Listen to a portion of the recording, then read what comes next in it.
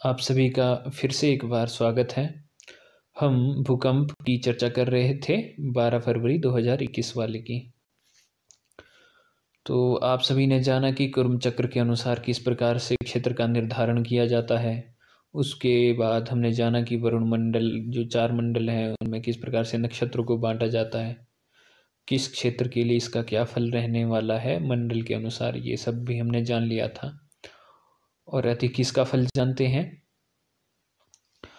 यदि वरुण मंडल में भूकंप हो तो लोगों में सुभिक्ष कुशल वृष्टि, चित्त में शांति, गाय अधिक दूध देती है, राजा और लोगों में परस्पर द्वेष जो होता है वो नहीं रहता है।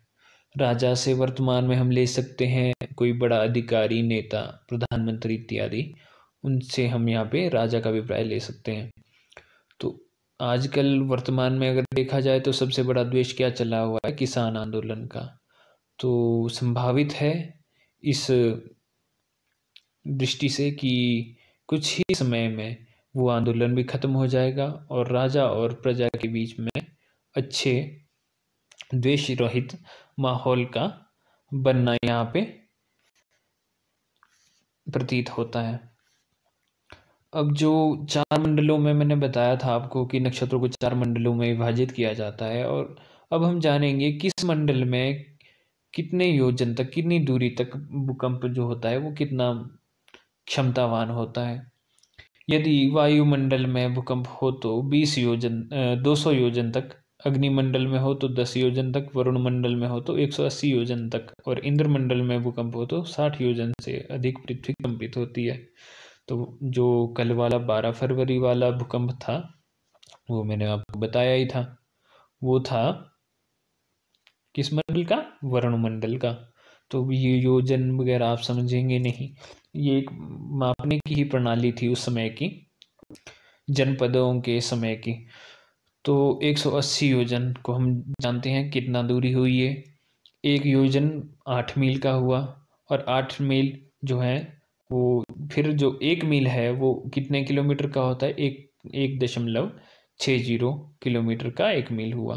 तो जब हम इस गणना को करते हैं तो फिर हमें जो एक्चुअल वैल्यू आती है वो 2304 किलोमीटर, यानी कि जो ये भूकंप तजाकिस्तान से जो इसका एपिसेंटर था उससे 2304 किलोमीटर तक इसका प्रभाव था, और एक्चुअल ऐसा ही था। तो ये भी एक प्रमाणिक बात हुई यहाँ पे हमारे शास्त्रों की।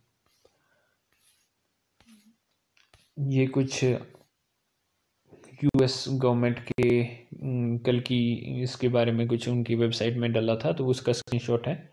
तो उन्होंने बताया कि जो ये कल वाला भूकंप था तजाकिस्तान में इसका एपिसेंटर था, इसका केंद्रक था, और जो ये भूकंप हुआ इसका केंद्र कितने नीचे था ज़मीन में, 38 किलोमीटर नीचे, और इसकी जो उन्होंने टाइम बताया है 10:31 बताया है। 10:32 में हिमाचल, और उस फिर जितना आगे दक्षिण की ओर ये बढ़ता गया उतना समय में इसमें बदलाव होता रहा। और इन्होंने इसकी तीव्रता मैग्नीट्यूड में 5.9 बताई है, और अखबार वालों ने, न्यूज़ वालों ने, सभी ने अलग अलग बताई है, लेकिन प्रमाणिक इतना ही था, लगभग 6 मैग्नीट्यूड का ये भूकंप था। तो इस प्रकार से हम सभी ने ये जाना। धन्यवाद। अगर आपने हमारी पहले वाली भूकंप से रिलेटेड भूकंप की चर्चा वाली वीडियो पहले नहीं देखी तो मैं डिस्क्रिप्शन में उसका लिंक दे दूंगा, आप उसको ज़रूर देखिएगा, ज़रूर उसमें कुछ ना कुछ जानकारी आपके लिए लाभप्रद होगी। तो आप सभी का धन्यवाद।